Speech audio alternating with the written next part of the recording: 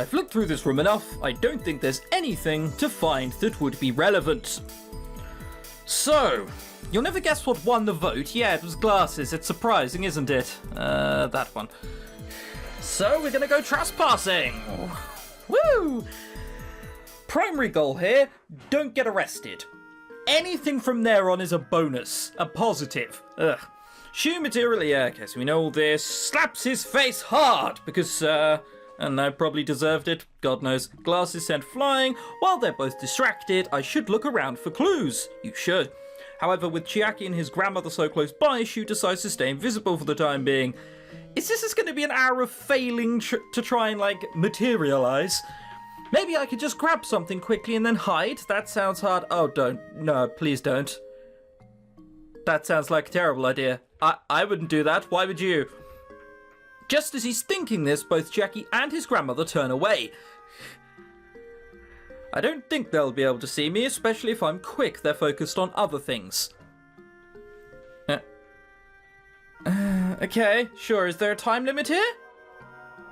No? Okay. Is there anything other than this blatant bit of paper to pick up? I'm looking for secrets, because I know they must exist at some point. Oh well, no, apparently not here. Doesn't look like Jackie and his grandmother saw me. What's this letter? The inventory slots on Shu's time machine are all full. Okay, yep. We're not gonna fucking trespass in someone's home for nothing. What one of these is the most useless? That one, by far. That was, that fucking memory. It's like the only one I've seen where I've just been like, no, whatever. Okay, sweet. It's a letter from Chaki's mother. Shu quickly skims the letter. It's heartbreaking. Chaki's mother, grandmother even, gained custody of Chiaki after his father's death and didn't allow him to meet or even know that his mother was alive until Chiaki turned 18. The old woman then reneged on her promise with Chiaki's mother. Though Chiaki's 18 since April, his grandmother has gone to great lengths to continue keeping him from meeting his mother or knowing of her existence. Why would she go this far? What did Chiaki's mother do that was so bad? Oh, I'm almost out of time. I'll have to think on this more later. At the very least, he got what he came for. She resolves to continue facing forward. Okay, so we're now returning to the present. Do I not get to read? Do I only get a quick summary of what the letter says? Oh, well. Alright, well, we were only active for like a minute, right? It looks like I'm out of time, but we were only active for a minute. It doesn't count, and it doesn't count unless we're stealth. Or, oh, okay. I see. So when they say you can switch from stealth to active at any time, you can't go in as stealth and then change to active. You have to go in active. Okay, suddenly it makes a bit more sense. Alright, well, we got something. Jackie, don't worry, I'm going to help you. Don't count your chickens, mate. After dinner, Shu sits in his room and gathers his thoughts about the case based on what he's seen and read. So basically all these years, Jackie's mum has been alive, but she wasn't allowed to meet him. His grandparents even told him that she was dead. Jackie's grandma made a promise to his mum, I have to say mom because it's written with an O, damn you America, that she'd let the two of them meet when he turned 18, but then went back on it. Yeah, we know this. Then again, it would be pretty awkward to go through with all that after telling her grandson that his mum was dead. Really? Awkward is that she slapped him across the face and you're worried about she might find it a bit awkward? A bit of a weird social situation? That's, whatever. But then recently, Chiaki's mum wrote a letter asking me to see him, and then somehow Chiaki found out about it, and this whole thing blew up. I just don't get his family. From what I've heard, Chiaki's grandma doesn't really care about him, so why is she so possessive? Good question. Is that not his real grandmother? Could be that. That'd be my best guess. It's probably not. Can you really be so awful just out of spite? Yes. Though his own family has issues as well, Shu finds it hard to relate to Chiaki's problem. Anyway, of course it is. You've never had to... After seeing all this, I really don't think Chiaki's mum killed him. I mean, she's been trying for years to meet him properly, right? She already knew where they live, so if she was really that desperate and ready to kill, she could have done something drastic sooner and where nobody would have seen it. Besides... Wow. She remembers the look on her face. She kept asking over and over for someone to give her son back to her. That one guy was an asshole, but he had a good point. If Chiaki's mom had killed him... I like to read fluently, and every time I have to pause to say mom like an idiot, it throws me. Why would she be asking for him to be returned? The letter she wrote sounded totally sane to me. There's got to be some reason why she acted like that and said those things. I have to get to the bottom of this and save Chiaki. There has to be another explanation. New message! Let's click on the new message. Your friend Chiaki was murdered by our future killer. You need to look into this ASAP. Not everything is as it seems. What? Why? How on earth did you know to text me at this point? That's quite specific.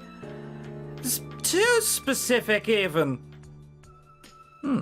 Jude's thoughts are interrupted by a message from Kyusuke being sent to the time machine. He reads the message as quickly as he can. Yeah, we know, we just read it. As I thought, whoever killed Masaharu was behind this. But why would they kill Chiaki and Masaharu? And why do people close to me keep getting killed? Because whoever does it knows your brother. He did something which pissed someone off, or it's me or you. Like... whatever. Though he thinks on it for a long time, Shu can come up with no answers. Could this simply be an alarming coincidence or something more sinister? You think it's a coincidence that a group of select people, 2 people, went back and killed someone from the... No! That would be absurd! Until we find out about who it is, I won't know. I can't even try to find the killer or else I might die too, according to Kyusuke. What? We could just go in stealth mode. Back to the letter that we have. All I can do now is save whoever gets killed, so I'll focus on that. Chiaki, I'm on my way. Hang tight. Again, wouldn't bank on it. Like, just don't set the expectations too high. It's all I'm saying. He might still be dead at the end of this. The next day, Shu finds himself completely distracted while in class. He can't help but think about the case. Now that Kyusuke's confirmed his suspicions, Shu wonders about what happened on the 12th. The day Chiaki disappeared. What happened in those 8 days that he was missing? Shu remembers how tense and annoyed Chiaki seemed leading up to his disappearance.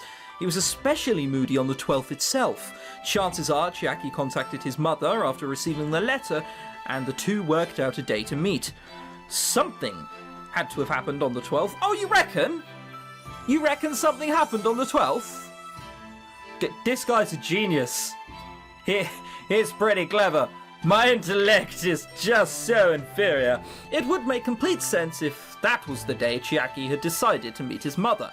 But where did they meet? What happened when they met? There is just not enough information yet for Shu to draw any conclusion. Wait, what? Why are you speaking in the third person? For Shu to draw any conclusions? What, is there a narrator here? Is there some sort of evil master overlord looking into things through his crystal ball? Why is it in the third person? Though it will be hard to find time and to act in an inconspicuous manner, he'll have to find evidence and locate mementos before it's too late. Act in an inconspicuous manner? Mate, we don't have a roommate anymore. He's dead. Who's gonna catch us sleeping? That's all it takes, just lying down in our bed, like that one time we did. No one's gonna... whatever. The important thing now is that he can do something. Shu's not entirely powerless. He can and will do anything to save his friend. If I didn't have this time machine, no, I can't think about that. I just have to do whatever I can now, whatever it takes. However, much to his dismay, a few days pass and Shu is still unable to find anything that will help with the case, leaving him in a bit of a slump. Go back to the memento that the fucking letter created! A few days and that hasn't occurred to you? Oh my god! Oh, you're so lucky that I'm controlling you, Shu. You'd probably be dead otherwise. Maybe I'm just thinking about this all wrong. It'd be great if I had some more time. I need to find out what Chiaki was doing on the 12th. At the moment, Shu feels lost and confused more than he ever has in his life. He just needs anyone to tell him that things are going to be okay, but he can't tell a soul about what he's going to do. When Shu's in such a slump and seeking comfort, only one person comes to mind, his older brother Natsume. Natsume has been a constant, immovable presence for Shu's entire life. Natsume has his bad points, sure. Yeah, like falling asleep in class, that would normally get you expelled. He's irresponsible sometimes and a flight risk, but he's always taken care of me and Masaharu no matter what. Every time Shu's felt down, somehow Natsume has always been a source of strength. In spite of his bleak situation, somehow Shu feels as if he'll be able to get through this if he seeks out his brother. So, Shu, out of interest, what are you going to do here? Rock up to Natsume and be like, yo, you sort of create a time machine in the future. Kinda don't know who the killer is either, so could you just let me know? That'd be great. What was that? Not even thought of it. Wouldn't even know how. Yeah, should have thought about that, really. Like, what do you... whatever. I guess it's not for the sake of, like... finding out how, it's just for comfort's sake. He looks around and notices rather belatedly that a whole hour has passed since school let out. A whole hour you sat there thinking that? No wonder this fucking investigation's been going at a snail's pace. The kind of person who sort of says they have no spare time and watches TV for 4 hours a day, aren't you? I didn't realise I was zoning out so much. If I want to find Natsume, chances are he's at work already. Shu shoves his school supplies into his locker and heads for the confectionery. Are the girls still there? No.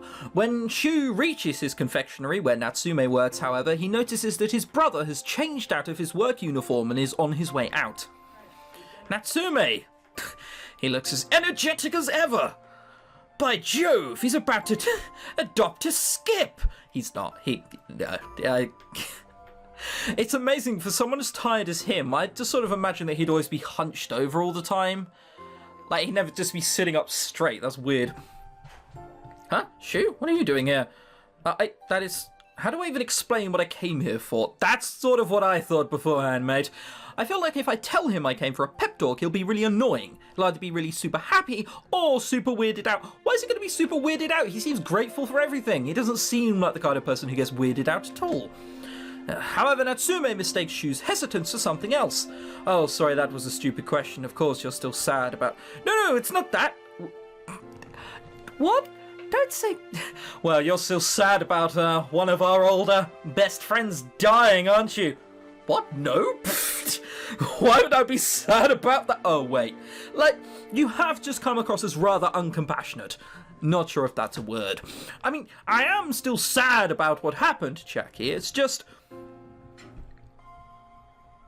Be honest.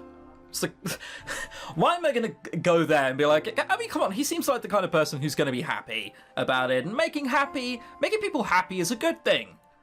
Heck, even when I'm by myself, I try to smile to random people I walk beside on the road. See, being happy, it doesn't hurt. Of course, then I walk straight past them and go, oh god, he looked like a tosser. But, you know, it's the thought that counts. The thought. Honestly, I came to visit. I wanted to see you, Natsume. Yeah, really? Is that so hard to believe? No, I'm just surprised. After all, you have so many friends and, well, I guess I didn't expect you to be so straightforward about it. Anyway, what are you doing? Isn't it too early for you to be leaving work? No, I've been sent on a mission. The music would suggest that it's not a secret mission to kill someone and dispose of their body in the nearest dumpster, but so much as do something dumb. A mission? Right, a spy mission. Ooh, I might be wrong. Since when were you a spy? Since just now I was told to go around the area and scope out other bakeries so my boss can borrow their marketing techniques. Oh, that kind of stuff. Oh, come on, what did you think it really was? Tom Cruise being lowered into a fucking room with lasers to steal a jewel? Did you think Natsume was going to do that? Bollocks, he'd fall asleep on the jewel and dribble on it. You didn't think I was an actual spy, did you? What were you talking about? I remember. You really loved those superhero shows, didn't you? I still remember you watching Kamen Rider on the common room television sometimes. There are a whole bunch of people watching this who've just smiled because that's a reference to something that I don't get. I don't know. What? I do not? Why would you deny it? I've seen you. I don't, and why would you even wake up that... Yeah, I didn't say anything about it being early. Are you admitting to it? Hang on. Shu is asking Natsume, why are you waking up that early? I mean, he just does. Although we've seen... Whatever. Well, you're in luck. You can come with me, so you can be a spy too. Hooray! My favourite past. Apparently quite late. Oh, okay, this is after the afternoon. The two brothers spend the rest of the afternoon looking at different bakeries. A number of them are gearing up for the Western holiday known as All Hallows Eve. Or Halloween. I love that. The Western holiday! There's a lot of cookies, cakes, and other baked goods being sold around that theme. Even though Halloween isn't exactly a holiday in Japan, it's gained more steam in recent years, and that can be plainly seen just from the bakeries in the area. See, this is one of these controversial things. Like, depending on who you ask, you could ask two people who live like on the same road, and one person will go, Halloween? No, we don't celebrate that shit around these parts, and then the other guy will be like, what? Yeah, of course we do. It's just no matter how much you react. I mean, I use Halloween as a way to get drunk. So, basically just that. That will happen when you're 22, though, I guess. It seems like my boss is behind the times a bit. I don't think we did anything Halloween-themed last year, either. No wonder it's been slow lately. Halloween's in just a few days, you're selling, like, scary treats, like, what's it, the 31st of October, I think? Oh god, this is how hip with the kids I am. Halloween date. When is it? 31st of October. Fuck me, I was right. I'm slightly surprised. So 31st of October, so like the 24th. It's just like, ooh, it's a scary treat for what? Halloween!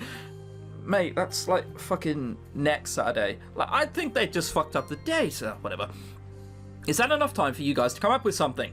I'm not sure, but the owner's pretty good at coming up with different designs and stuff, so maybe he can think up an idea.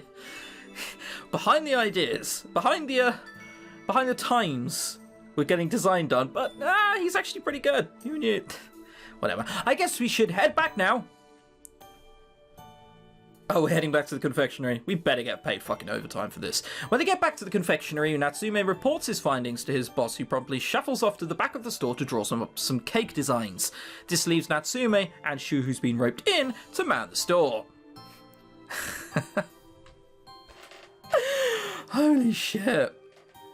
We look like the two saddest people ever, but we don't look like we're sad to be here. We look like we're sad that we just can't sit here and devour the cakes in front of us.